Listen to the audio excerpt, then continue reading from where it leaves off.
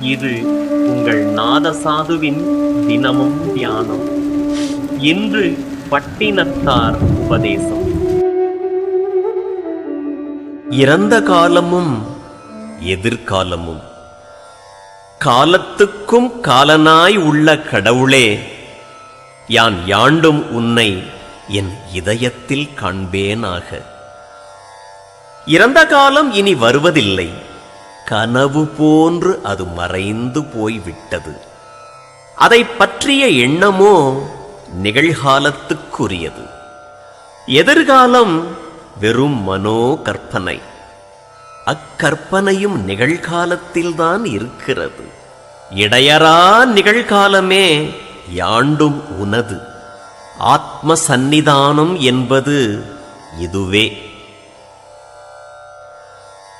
அன்று முதல் இன்றளவும் அறியா பருவமதில் என்றும் பொதுவாயிருந்த நிராமயன் காண். பட்டினத்தார்.